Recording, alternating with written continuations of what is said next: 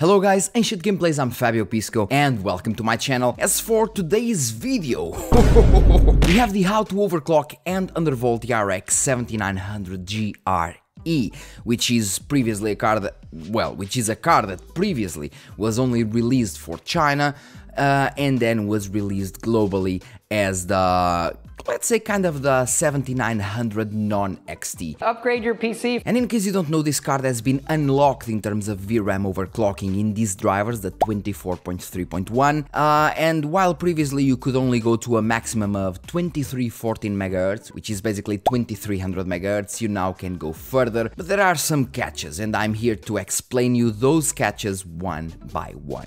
Although we do have a thing that does not have any catch, today's sponsor.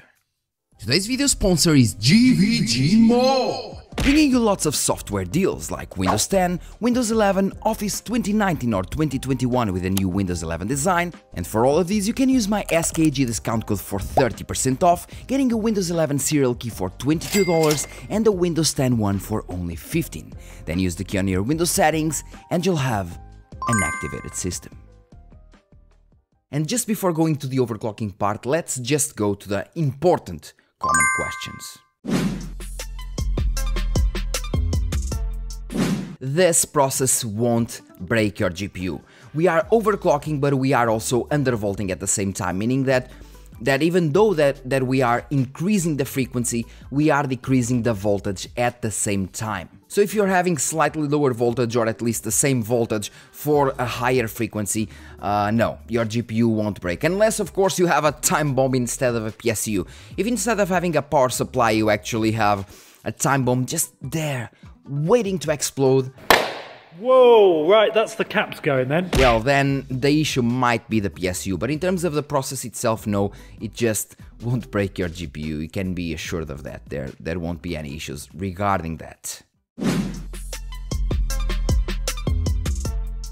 Even if some brands wanted to prove that you overclocked, they can't. And I know that some brands will tell you that if you overclock it will void your warranty, but you can be assured they can't prove that you overclocked. And even if your GPU breaks somehow, you can just say, well, it was a power shortage, and they can't prove that it wasn't. So you know what I mean. Even me, that I'm overclocking 24/7, if I just go, if I just pick my GPU, if I had a broken GPU, I don't have one, knocks wood, but even if I did, if I go to the shop, I just go there, take it, my GPU just broke, and they would ask me, well, how did it break?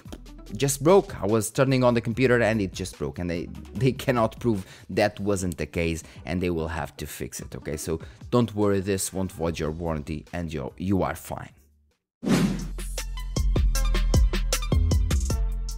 No, it won't degrade your GPU. Well, every piece of silicon tends to degrade over time, that's how it works.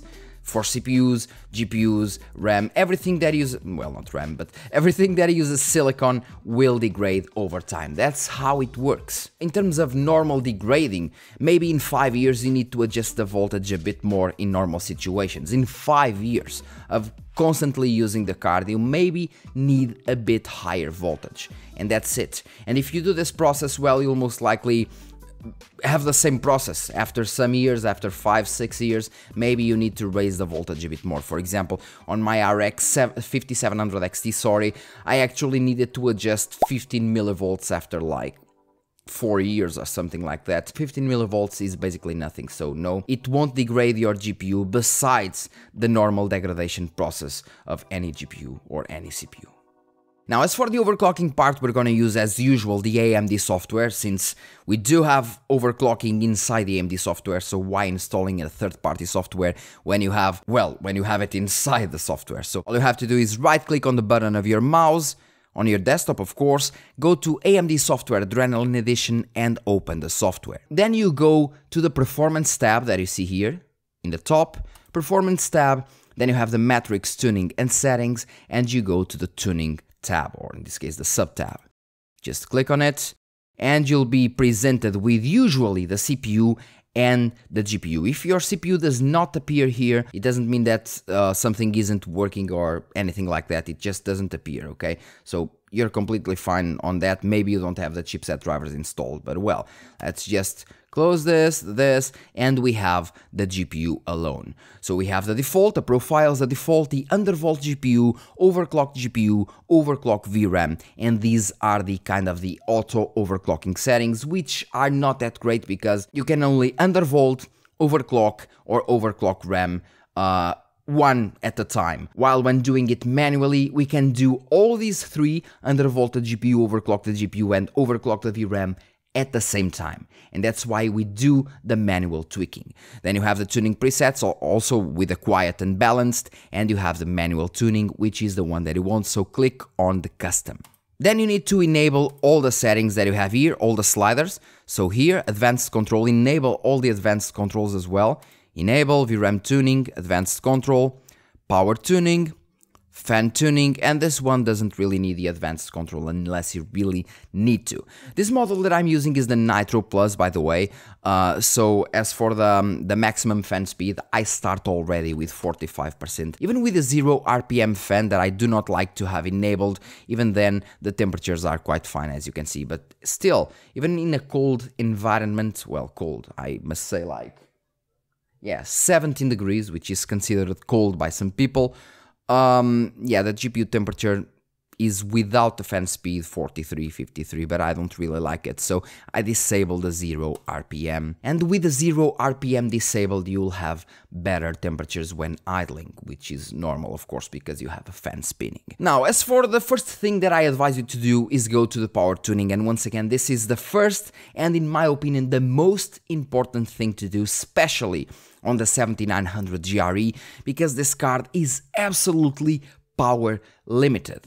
And depending on the model, you'll have different power limits. Even without messing with the slider, even if you grab two different models and you go, for example, and you adjust the power limit to 15%, two different models will have different power limits. For example, the Sapphire Pulse version has a power limit of 290 watts, while the Nitro Plus, since it is a different model, has a power limit, with the power slider adjusted, has a power limit of 330 watts, so 40 watts over the Pulse Edition. But once again, going back to the slider, the most important thing to me is just go here and increase the power limit to the maximum you have. If you have 15%, increase it to 15%. If you have 5, increase it to 5.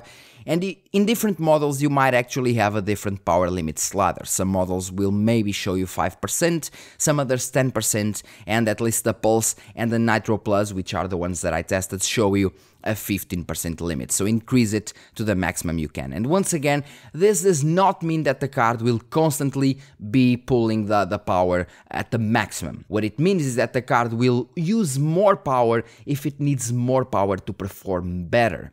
And that's what you want, because you want the card to perform better. And just raising the power limit, sometimes just raising the power limit to the maximum will allow you to stop having stutters. It's one of the most important settings, because it will increase the power limit, which will also increase the core frequency automatically, which once again will make your card perform better.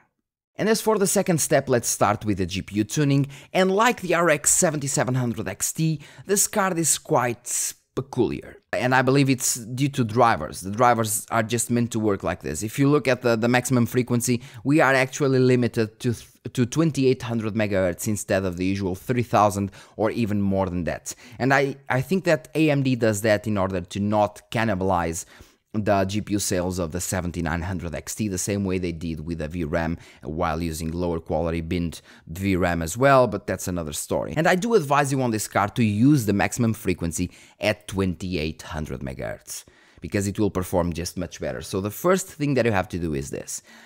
But in almost every single card of the 6000 and 7000 series nowadays, I will advise you to have the minimum frequency at 500 MHz, because it is the best thing that you can do. Although with the 7700 XT and the 7900 GRE, in some games, even though you're not reaching the maximum power limit, the clocks just won't go over the 2600 MHz, even if you're not reaching your maximum power limit, meaning that there's something stopping them to go further in terms of clock frequencies. But what you can do is go here and increase the minimum frequency to 27 MHz. This setting will force the minimum frequency to stay at 2700 MHz or above that while you're not over your maximum power limit. And we're running, let's say, 2500 MHz, sorry. As soon as I apply these settings on the minimum frequency, the card will go from 2500 to, let's say, 2700 MHz. If it still is inside the power limit, let's say 290 watts, it goes up to 2700 MHz or over that inside the power limit, which would be 330 watts. But imagine if the card is already at 330 watts, at 2500 MHz, if you increase the minimum frequency won't increase because once again you do not have any more power room in order to increase the frequency. But if you have that room, once again, if you are not reaching the 330 watts already and if you use the minimum frequency settings to 2700 MHz, the minimum frequency or the current frequency that you're having in that scenario will increase and the FPS will increase as well. I've tested it several times and it increases the FPS as well. So for both the 7700X T and the 7900 GRE, this minimum frequency setting is a must. As for all other cards, set the minimum frequency to 500 MHz. As for the voltage, since the maximum frequency is also quite low for the RDNA 3 standards, we start with, instead of 1200 millivolts, usually 1.2 volts, we start with a maximum of 1050 millivolts. Well, I found that with these settings in all games, I can use as low as 1010 millivolts. 1010. 1010. I could go as low as 950 millivolts in some scenarios, but in some games, due to the power tables, well, it just wouldn't work as intended, so I needed to increase to 980 millivolts. 980 millivolts would be, well, let's say 90% stable in 90% of games, that's what I meant. And as for the other 10% of games, it would crash after some time, so I had to increase the voltage to 1010 millivolts in order to, otherwise I would be saying 1010. And with these settings that you're seeing here right now, with the settings on the core and the power tuning, it is 100% stable for me, and I'm pretty sure that it will be mostly stable for most of you users watching this video. And remember that all cards are different because of the binning process. Even if you buy 10 Sapphire Nitro Plus 7900 GRE cards, all those 10 cards will be slightly different. One card can go as low as 1010 millivolts, the other card can just go, for example, to 1040 in order to be stable, the other one might be able to go as low as 950 millivolts and be stable in all games. It actually depends. I advise you to start with 1010 millivolts and then decrease, for example, to 1000. Test all your games, or at least the heavier games, and then a lighter game in order to test the different power tables. I wouldn't say tables, but the different power states, that's what I meant. If 1000 millivolts is stable, then go to 980, for example. Test once again. If 980 millivolts is stable, go to 970, and so on, till you reach the minimum voltage that you can achieve stable. And as soon as you can achieve, for example, let's imagine that 950 is your minimum stable voltage. If you can do this, if it works for all your games, then just go and increase 10 millivolts in order to make sure that it is in fact 100% stable. That's my opinion. As for the VRAM tuning, as I told you, this is the very peculiar part. The maximum that you could go on this card was 2316 MHz. This was the maximum. Even if you push the slider to the maximum that you would have was 2316 megahertz. But anyway, it's what it is. Now you can go as, now you can go to 3000 megahertz, but obviously you won't be able to achieve 3000 megahertz. Once again, 2316 megahertz, this was the previous BIOS, and for me, with these settings, 2316 MHz, and you might ask why the 16 MHz. All cards have a slight offset in terms of frequency. If you want 2400 MHz, you need to go and use 2414 or 2416 depending on the offset in order to get that round number. That's basically what I do here. And by the way, if you're seeing the VRAM tuning here and the card consuming 84 watts, 2238 megahertz, it's because I'm recording with the card. In general occasions, the VRAM tuning should be really low. The clock speed should be, let's say, 10, 20, 50, maybe a 900 megahertz maximum of VRAM clock speed, but it is at close to maximum in this case because, once again, I am recording and the power draw should be much lower once again. Now, you might ask, well, but what's peculiar about overclocking this card? As for my settings, I can go 2316 MHz and go to the fast timings. And if you are using fast timings, you have lower latency. And if you have lower latency, it means that it takes less time to make one cycle. And if you take less time to make those cycles, it means that you'll have overall better performance. I can go to 2416 MHz and I can still use the fast timings and it will work, it will be stable. But as soon as I go over this value, even if I use 2516 MHz with the fast timings, I can use it and it will work, but somehow I need to increase the core voltage.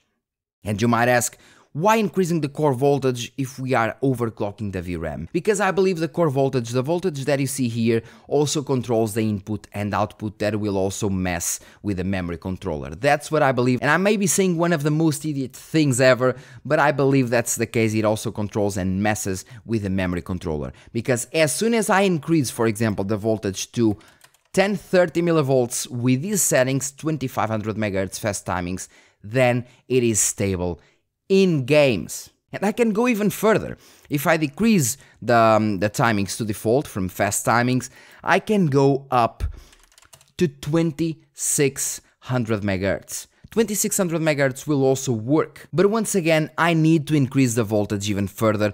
I need to go to the maximum voltage available for the core, which is 1050 millivolts. And remember that the voltage that you see here is not the voltage that will be applied perfectly on your chip, because you have a base voltage for each power state, and this is basically just a slider that you use in order to offset. So you have a base voltage for each power state, and this works as a slider to make it offset, lower or higher. So the lower the voltage is here, the lower the final voltage will be, but won't be exactly this voltage that you are selecting here, just for you to know. But going back to the VRAM, I need to use the voltage on the core at 1050 millivolts if I want to use the VRAM at 2600 MHz. And I've tested it, and you can see it on the end of the video that 2600, isn't really worth it.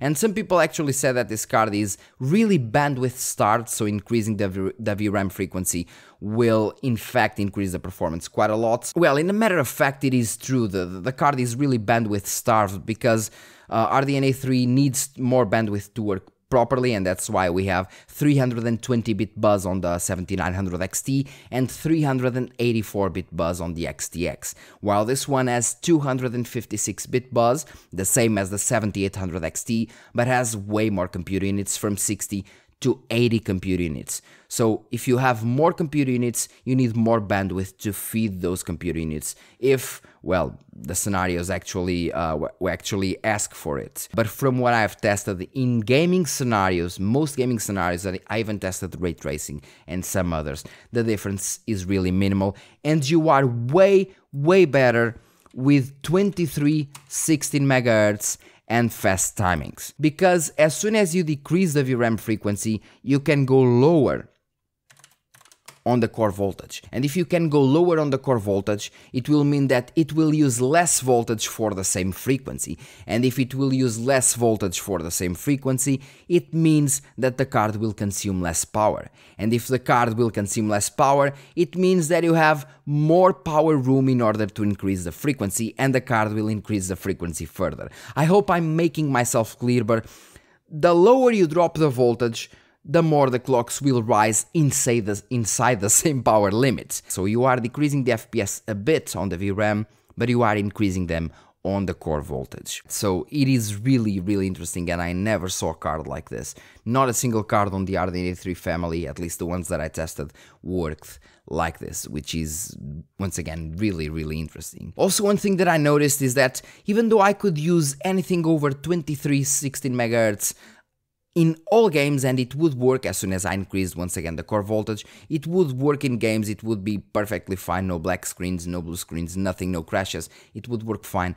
As soon as I was doing anything else, anything different, let's say just watching or some browsing on the internet or just doing some editing, anything over 2316 MHz would make the card black screen from time to time, meaning that it wasn't entirely stable apart from gaming. Which is why I'm telling you to go with a 2316 MHz and use the fast timings, because the fast timings will also give you better performance, slightly better, and it will allow you to in fact decrease the core voltage. That will also increase the boost frequencies on the core. So overall the performance will be more or less the same as 2600 MHz, but you'll have a much more stable system. That's what I found out.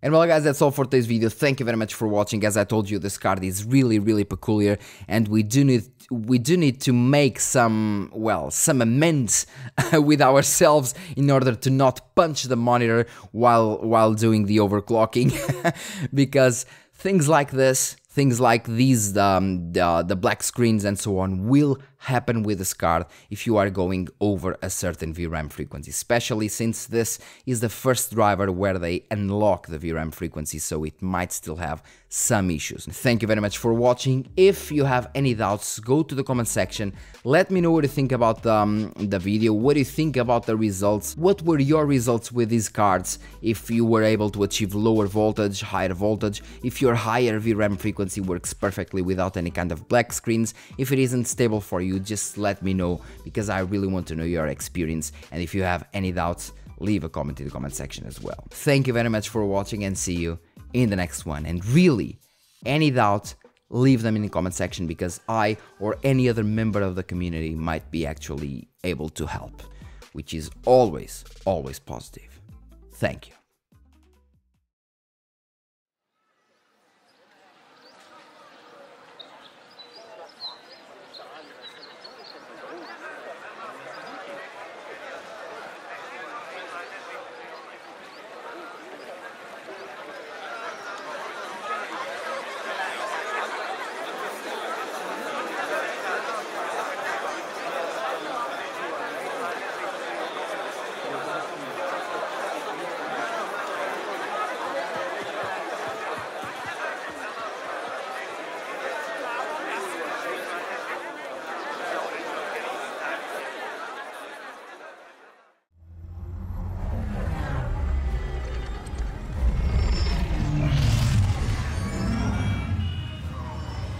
Of the resistance, report to your nearest intake facility immediately.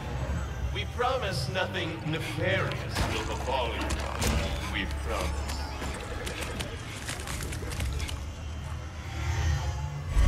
Resistance members, report to the VIP section of your nearest intake facility for compulsory behavioral modification. It will be fun. Fun.